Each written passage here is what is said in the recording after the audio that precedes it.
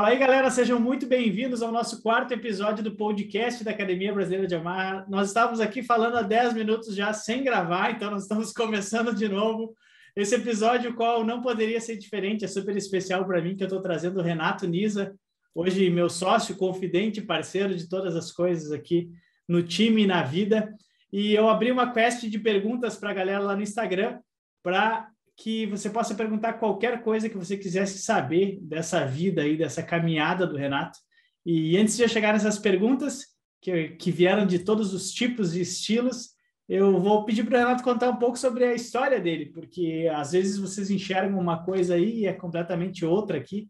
Então eu vou trazer alguns personagens da minha vida e alguns personagens do time para desconstruir essa imagem que as mídias às vezes trazem, que não são tão reais, e mostrar um pouco do ser humano aqui que está do outro lado, de tudo que a gente já passou.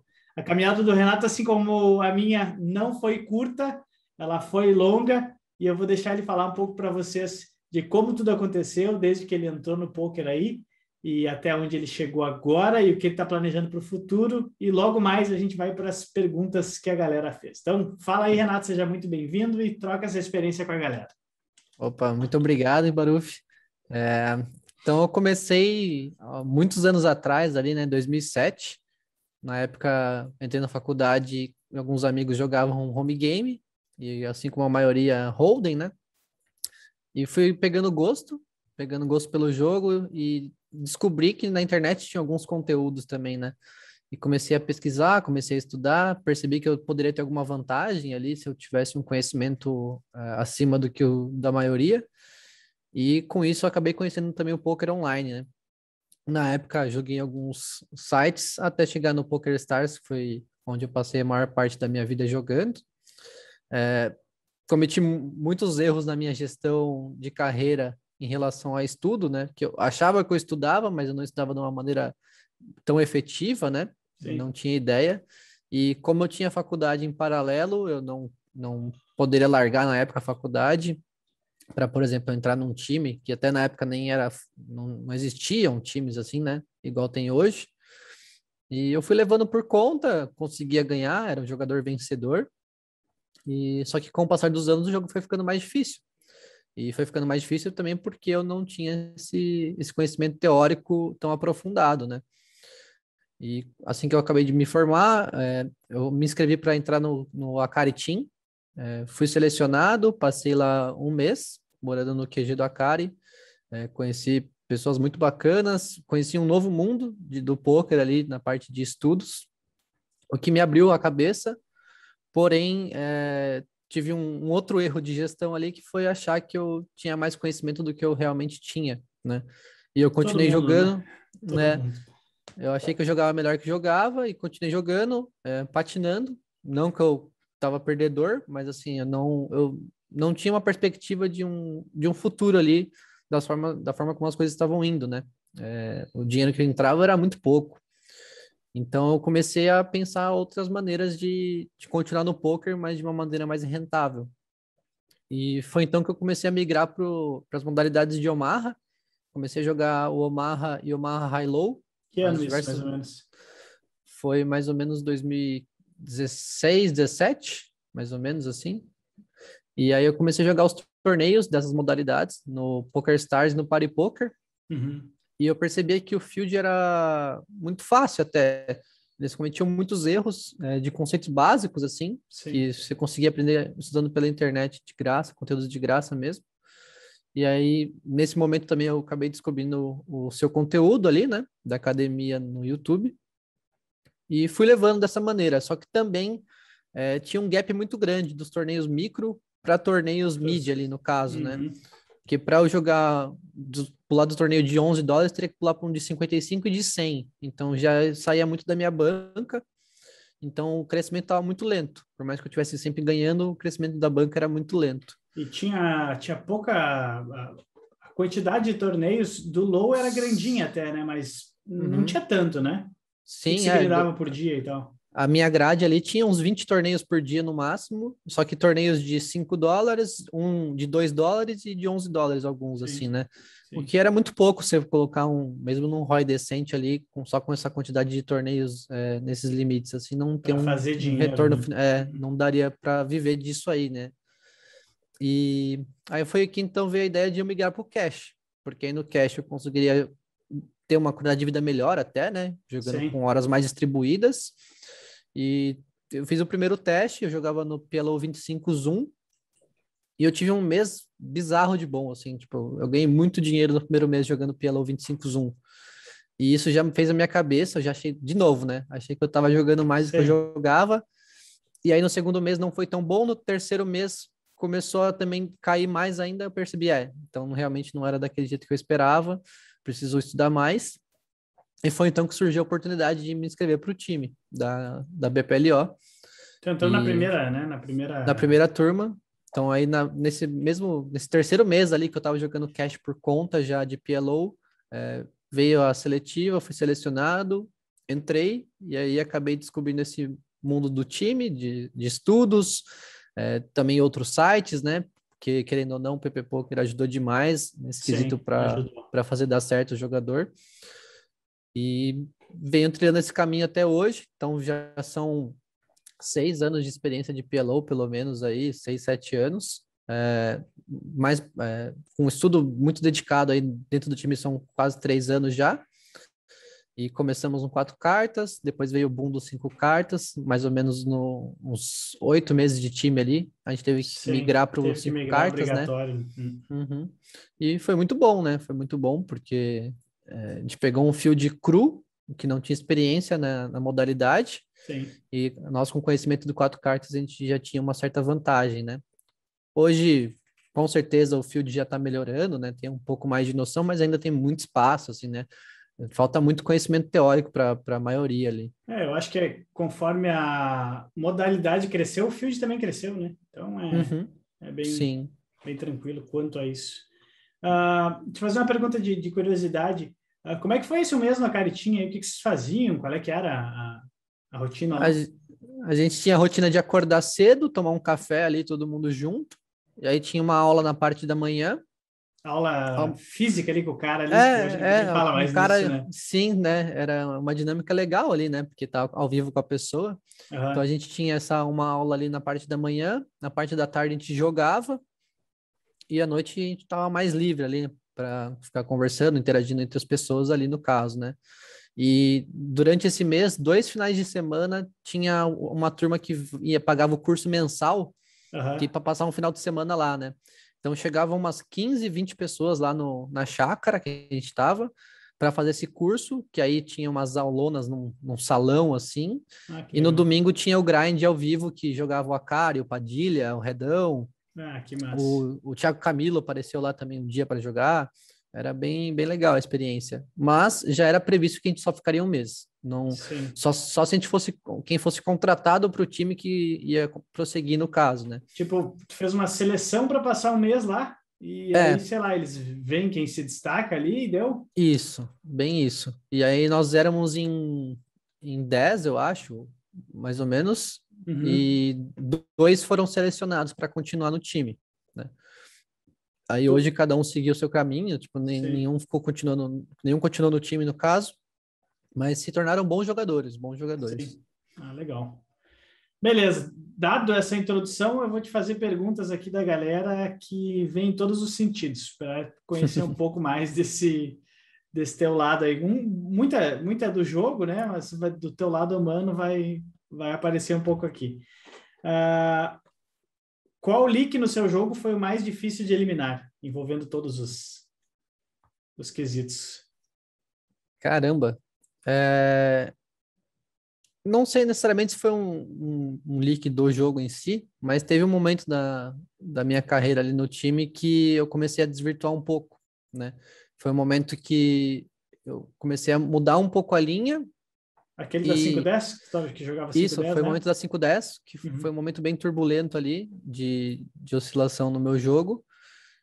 E naquela época É claro que eu ouvia tudo com bons ouvidos ali do que vocês me falavam, e também tinha aquela questão do ego, de querer meio que mostrar que estava correto o que eu estava fazendo, Sim, sim. até o momento que eu voltei atrás e continuei trilhando o caminho normal, digamos assim, que foi quando as coisas voltaram a engrenar, né? Teve algum ponto específico ou alguma coisa específica que te levou a querer mudar um pouco a linha? Alguma coisa foi Não, natural, acho assim? que foi natural, Foi querendo é a desenvolver questão, alguma coisa diferente, tá? talvez excesso de confiança, né? Aham, Então, possivelmente foi isso, né? Porque eu vinha numa constante muito boa de evolução e crescimento ali, né? sim. Aí chegou esse momento que pode ser um leak, considerado um leak até, né? Sim, é. Se tu olhar o contexto, acho que é a mesma coisa. Uhum. E o que que fez você enxergar e mudar isso aí? As sandálias da humildade, que a gente chama aí? O Sim, ferro? com certeza, né? E aqui não foi nem ferro, porque foi um período even, assim, que eu Sim. fiquei, acho que 3 meses empatado praticamente com o Uhum. Rakeback ali, e que não foi nada bom naquele momento, mas com certeza a ausência de resultados ali fez eu começar a me questionar e dar Sim. espaço para trás, assim, né? Beleza. O EV/BB/100 é um bom parâmetro para saber se está runando bem ou mal? É, assim, a tendência é que o gráfico tenha que subir, né? Tanto o gráfico de EV como o seu de Profit, né? Sim.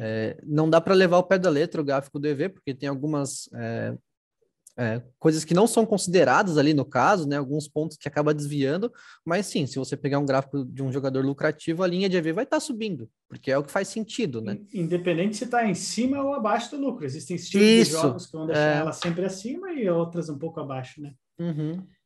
Ainda mais que Você se a sente tendência é que mais as com... amostragens sejam baixas de mãos, assim, né? É Sim. difícil alguém ter uma amostragem muito, muito grande, assim, né? Serão muitos meses, então é difícil. Para o EV mostrar a realidade, né? O problema é que a galera joga 5 Sim, mil mãos ali, ou 10 mil mãos, e aí acha que está runando bem ou mal diante do EV, né? isso. Essa, Uhum. essa pergunta eu até ri quando eu fiz, porque é uma das coisas que sempre rola quando a galera começa a usar um tracker para pegar o banco de dados, né? E começa a olhar esse tipo de coisa e se questionar nos curtos prazos, enfim. Sim. Você se sente mais confiante nas suas escolhas por ter apoio dos seus pais ou nada a ver? Muito. Eles foram essenciais para mim ali no caso. Durante a faculdade, eles me apoiaram de eu jogar, porque eles viam que eu tinha um retorno financeiro, claro, né? Uhum. Mas eles não queriam que eu largasse a faculdade para trilhar o poker. Mas depois que eu me dediquei 100% aqui com o time e as coisas foram caminhando, nossa, eles amam, né? Que eu me dou bem com o que eu faço, que eu gosto Sim. do que eu faço, assim, né? E esse apoio é muito importante. Chegou a exercer engenharia, não? Não, eu só fiz o estágio que eu precisava para formar, Sim. mas depois que eu me formei, eu nunca trabalhei na área mesmo. Só E foi jogo. se enxerga hoje fazendo alguma coisa ligada à engenharia, não? Não, não, eu É. quero distância mesmo. Ah, o que te ajudou na construção da sua resiliência? O pessoal já tá sabendo que tu é um Buda, viu? Eu acho que foi assim, esse caminho que eu trilhei mesmo dentro do poker, né? Aham. Dos momentos de altos e baixos ali, né? Desses momentos que eu achei que eu jogava melhor do que eu jogava e depois ter noção da realidade. Então, quebrar a cara algumas vezes me fez crescer como um jogador, assim, né? E me motivou a querer continuar no topo agora, assim, de continuar me dedicando e não deixar as coisas é, amolecerem, no caso, né? De eu Sim. acomodar e acabar sendo ultrapassado pelas pessoas aí que vêm buscando mais conhecimento. Eu acho que eu usei uma frase hoje, semana passada, falando com o Eduardo, que é um dos meninos que está com o nosso time, né? Tu até estava no grupo ali, né?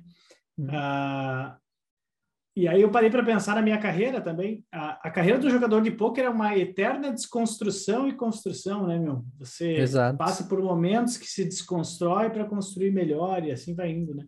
Acho Para você que chegar num momento de só ser uma evolução perfeitinha, constante, tem que estar num nível muito, muito avançado, assim, né? não sei se De você consegue, porque não. mesmo assim o cara vai ter seus Uhum. períodos, né? Muito por Seus... conta dessa parte mental que envolve, né? Se o Ah, cara não ah. tem um controle mental, ele pode ser o mais estudioso possível que vai ter problemas, né, na evolução. Muita gente desiste.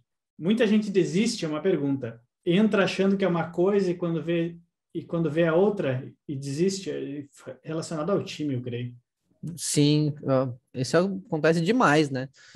Tanto que alguns dos pré-requisitos que a gente pede hoje para entrar no time é a pessoa já ter tentado vivenciar essa rotina de jogador, né? Não Sim, adianta ela querer ser jogador e nunca ter tido uma rotina, né? Não ter as horas, não sim, conseguir dedicar para isso, né? Porque não é fácil. Tipo, por mais que a pessoa goste muito de pôquer, porra, ficar 10 horas por dia vendo pôquer é complicado, né? Não é para todo mundo, né? Se você gosta muito de pôquer, mas não tem esse perfil para isso, jogue como recreativo, não precisa querer viver disso, né? sim. Eu concordo plenamente. Acho que é bem por aí. Fica muito fácil do cara falar, eu tenho 8 horas para me dedicar para o time, 10 horas para me dedicar para o time. Mas, na verdade, o cara nunca teve essa rotina, né? Então, acho que vai rolar muito do Sim. cara entrar e ver que não é bem assim. Porque, querendo ou não, não nós, né? A gente tenta puxar a galera mais para a realidade possível, mas existem bastante venda de sonhos. Aí o cara acha que vai, de uma hora para outra, fazer as coisas funcionar, ou vai entrar no time e a gente vai ensinar uma fórmula mágica, né? Sim, e tem dois pontos muito importantes, né? Primeiro é o desgaste físico e mental, porque é uma rotina assim todos os dias, praticamente, né? Você não Sim, tem férias, você não tem feriado, todo dia a dia, né? E o outro ponto é que, principalmente no início, você não vai ver dinheiro. Não vai ver dinheiro substancial, assim, né? Você sim, pode ganhar dinheiro, mas que não vai mudar a sua vida, no caso, né? Esse dinheiro gordo ali tá lá mais para frente quando você conseguir escalar os limites mais caros, né? E as pessoas não têm essa paciência também, elas acham que vai fazer um mundo mágico, né? Que você começa a sim. jogar pôquer e em um ano você tá rico. Se fosse assim, ninguém trabalhava, né? Todo mundo jogava pôquer. É, bem por aí. Acredita que linhas de rende mais aberto, com 40 a 50% de VPIP, priorizando posições e pós-flop, podem ser lucrativas? Tu acredita que linha de 40 a 50% de VPIP podem ser lucrativas? Primeiro que a matemática não fecha, né? Para você jogar 40% overall, priorizando as posições finais aí no caso para jogar em posição, você teria que jogar quase 100% das mãos no botão e cutoff para fechar a conta, né? Porque você está em Sim, posição, né? Você não vai jogar os 40% lá do TG. Então já não fecharia essa conta, é muito difícil, né? Geralmente quem tem um range tão largo assim tem um range mais linear. Ele joga de todas as posições nas mesmas as mãos mesmas mãos. e vai acabar se complicando. Então não tem como. O jogo ele é feito para isso, para você jogar mais mãos em posição e menos mãos fora de posição. Pode vir alguém que nos prove o contrário, mas É, pela experiência é é. difícil, né? A 5 mil mãos, 10 mil mãos, o cara fazer isso e ganhar vai acontecer tranquilamente, porque é a variância do jogo natural. Mas a gente já viu diversos jogadores fazendo isso e depois de 2, 3 meses sumirem. Então alguma Isso coisa aí. tem, né? Se É ele isso aí. ganhasse, ele continuava jogando. Como é lidar com as downswings nos high stakes? É mais difícil ou segue da mesma forma? Ah, com certeza é mais difícil, né? Dependendo do limite que se joga, o jogador não consegue desligar e pensar só em blinds, em buy-ins, né? Ele acaba Sim, convertendo para dinheiro. É. Agora, se você tiver a frieza de ver os números brutos ali como buy-ins e blinds, tudo fica mais tranquilo. Mas é claro que os valores muito altos impactam para qualquer um, assim, né? É difícil um jogador perder uma quantia grande ali e não se sentir no mínimo afetado, né? sim. Eu estava pensando essa semana sobre isso. Ah, será que quando se tem esse pensamento, que eu também tenho, querendo ou não, esse jogo que a gente joga, ele é muito caro e a gente transforma em grana e puxa para a Uhum. realidade, não tem como ser diferente. Quando eu falei não tem como ser diferente, eu penso, será que a gente não está jogando no limite mais alto do que deveria, então? Né? É, pode ser, mas vendo o field é uma oportunidade, né? Sim. Então Acho acaba que. que psicologicamente ele não deveria estar com essa pegada, né? Uhum, De a gente se questionar sobre isso. Mas sim, o importante é ter o bankroll e o field ser bom. Mas se pensar pelo lado psicológico, né? De a gente transformar em dinheiro a todo momento, de repente a gente não deveria estar jogando no limite, né? Tava pensando sobre sim. isso essa semana. Até o Beleboni ele fez um story esses dias comentando sobre isso, de ele não jogar os jogos muito caros ali, porque para ele não faz bem. Ele prefere ter a cabeça mais tranquila, jogando um limite ali que Uhum. para ele tá super confortável e que ele tem uma edge muito boa, né? Então faz muito sentido. Não, Faz sentido. assim, tem muito essa pegada dos jogadores quererem subir os limites, assim, né? Sendo que se você fosse pensar um jogo de uma 5-10, até alguns anos atrás seria um puto de um limite. Só que agora, Sim, como o jogador ele visualiza que tem uma 100-200, uma 50-100, ele quer chegar nesse limite também. sim. Só que uma 5-10 já é um ótimo limite para se fazer dinheiro, né? Próximo da realidade de muitos brasileiros, assim, né? Tipo, porra, dá para você ficar muito bem de vida. Vem uma outra questão vinculada a isso, né? Como não perder o valor do dinheiro jogando limites tão altos? Aqui acho que ele quer perguntar, tipo, como você não pensa, pô, eu vou jantar um blind, né? Vou pagar uma É, janta, é um blind. a gente E, brinca e, sobre isso, né? e É não, como complicado. não sair da realidade, assim, com um jogo tão caro? Primeiro é ter pé no chão, dependendo da sua condição financeira já, né? De ter a sua reserva financeira, fazer os seus investimentos, né? Porque o poker é um meio muito volátil ali, né? No caso, swings e tal. E a gente não sabe até quando vai esse jogo, né? Não tem ideia do que pode acontecer para frente, então não pode Sim. pensar que vai ser essa mamata todos os meses para o resto da vida. Então não adianta sair gastando, achando que ganha esse dinheiro todo mês, né? Sem pensar no seu futuro. É, Então eu sou muito pé no chão nisso. É claro que esse ano eu acabei gastando um pouco a mais, justo por ter jogando esses limites, né? Mas mesmo assim eu não gasto quantias exorbitantes fora do meu padrão de vida, no caso. eu acho que é o momento de acumular e fazer acontecer para ter uma segurança futura, Sim. porque sabe, sei lá o que pode acontecer, né? A gente vai continuar trabalhando para ficar no topo do mercado, mas e os aplicativos, será que vão continuar? E se um aplicativo Uhum. sair, vai rolar outro? Vai. Você sabe, então, por mais que seja 1%, 2% de chances de acontecer alguns fatores externos assim, acho que o negócio é o Sim. cara ter uma saúde financeira, uma tranquilidade e pensar ali na frente, né? Sim. Ah, olha que tá em sequência as perguntas até. Quais os tipos de investimentos que você faz? Eu invisto um pouquinho em cada coisa. Eu tenho ações, eu tenho fundo de investimento imobiliário, renda fixa, eu tenho criptomoeda, eu tenho alguns outros investimentos. Eu tento diversificar ao máximo para não ficar exposto a só uma coisa, né? Então, eu tenho um pouquinho de cada um aí. Tu chega. Agora é uma pergunta que eu vou te fazer. Teu conhecimento nessas áreas, tu chega a buscar conhecimento para fazer alguma coisa? É aquele conhecimento básico e segue o baile e deu. Eu já Tipo, cheguei a dar uma olhada, uma estudada básica, eu acompanho os perfis maiores aí das mídias e tal sobre aham, isso, para ficar por dentro de algumas coisas, mas hoje eu terceirizo tudo. Eu tenho um amigo ali que trabalha boa, numa boa. uma dessas empresas de gestão, então ele que cuida para mim no caso. Eu terceirizo porque demandaria muito tempo para mim, para Sim. ficar Para ser estudando, bom até naquilo, ter um né? conhecimento bom nisso, né? Ah, Então acho que não vale a pena, pelo menos não eu nesse tô, momento.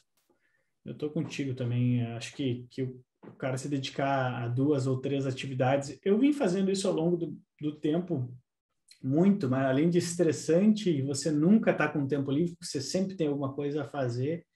Uhum. Não adianta, eu acho que cada vez mais a gente vai saber mais sobre menos, né? Se tornando mais especialista sobre alguma coisa e tem que, entre aspas, pagar outras pessoas Sim, para fazerem esse outro papel aí, né? Para usar o tempo deles para ter essa expertise em outras que coisas. estão dedicadas 100% para aquilo, né? Então, provavelmente eles vão desenvolver muito melhor essa área do que nós estudando Sim, em paralelo, assim, né? né? Uma outra pergunta aqui, o Ricardo fala que eu já falei várias vezes, né? Que eu faço academia, psicólogo, psiquiatra, de Rose e massagem e etc. E acupuntura. O que tu faz para se manter sossegado e com a cabeça fria? Qual é que é a tua rotina assim de cuidar de você, então? O que eu faço é me alimentar bem, academia e conversar. Acho que conversar é a melhor saída para resolver muita coisa. E hoje eu tenho muitos amigos, tenho o Baruf aqui próximo de mim, então sempre que eu preciso eu troco uma ideia com ele. E pôr para fora as coisas, perguntar, questionar e momentos difíceis ali, ter alguém para te apoiar é o essencial, né? Então, creio que isso já me ajude bastante a estar sempre focado e da melhor maneira para poder jogar ali. Parece fácil, eu queria fazer isso aí só, assim, tipo... Vamos Não que eu trocar uma seja o ideia. mais comunicativo, né? Eu tenho problemas também em relação a isso, mas à medida do possível eu tento Mas conversar e funciona. resolver as coisas. Ah, e para finalizar, não deixar o nosso podcast longo, que a ideia é a gente fazer 30 minutinhos aqui para a galera curtir. Essa pergunta eu recebi 3 ou 4 perguntas com o mesmo tema, que é: você chegou onde você chegou, que para muitos é um topo, né? Qual é que é o seu objetivo daqui para frente com o poker? Algum perguntou com o dinheiro. Qual é que é o seu objetivo de vida agora, de carreira e financeira? Onde é que você quer chegar? O que você quer fazer? O que você está procurando hoje, mantendo essa dedicação de estudo e instrução como você faz? Hein? O poker sempre para mim foi um meio, nunca foi o fim, né? Era um meio de eu conseguir dinheiro de uma maneira que eu gostava de fazer e com o potencial de eu ganhar muito mais dinheiro num curto espaço de tempo em relação, comparado a um trabalho normal, né? Que eu trabalharia o resto da vida para me aposentar, no caso, né? Eu quero me manter dedicado e acima da média do field para continuar ganhando esses jogos mais caros, ter uma grana boa aí de reserva financeira guardada, investida e tal, para ter uma tranquilidade maior. E o fim, né, depois que eu conseguisse isso, eu não tinha muita ideia. Mas hoje, depois de entrar para o time e começar a ensinar e ter esse contato com o pessoal, eu gostei muito. Então, eu me vejo tentando incentivar mais pessoas, ajudar as pessoas. Pode ser até não sendo poker, alguma outra área, mas tentar ajudar o máximo de pessoas possíveis aí. É claro, depois que eu já tiver me ajudado, né? Porque não dá para ficar também só ajudando os outros e não conseguir me ajudar. Então, eu preciso dessa A independência pergunta que eu financeira, ia te digamos fazer assim. era isso, tipo, passam-se alguns anos, você consegue uma estrutura financeira, tá tranquilo quanto ao teu futuro e tal, e aí você pensa em, tipo, se aposentar? O que é para ti se aposentar? Como é que tu enxerga isso? Aqui na relação a nós, né, não sabemos como é que vai ser mais para frente, né, como é que vai ser a proporção do time, onde vai chegar, a estrutura que a gente vai ter em relação a novos instrutores ali, no caso, que podem suprir o nosso papel, que aí liberaria um bom tempo na nossa vida, no caso, né, que eu poderia dedicar, sei lá, algum projeto social, não sei, tentar ajudar algum amigo para algum outro projeto paralelo, não sei, não tenho ideia ainda, mas ainda tem um bom caminho pela frente, né, Tá até com que chegar idade nesse meu hoje? ponto. Eu tô com 32 para 33, farei 33 em Vegas. Maravilha. Haverá comemorações. Haverá comemorações. E podem ser grandes dependendo dos braceletes. Sim. Beleza, obrigado então, Renato. Galera, obrigado por ter ficado conosco. A gente está fazendo esse podcast com uma frequência de 15 dias por enquanto. A procura está sendo grande, os pedidos também. Daqui a pouco a gente provavelmente vai fazer ele semanal. Espero que vocês estejam gostando. Compartilhem com a galera essas conversas, essa troca de ideias. E também falem conosco nas redes sociais, aí ver se vocês estão curtindo, o que vocês gostariam de ter aqui, que tipo de assunto, com quem você gostaria que a gente trocasse essa ideia. E era isso. Muito obrigado, Renato. Muito obrigado a todo mundo. E vamos para Valeu a demais próxima. aí. GL aí. Valeu, falou!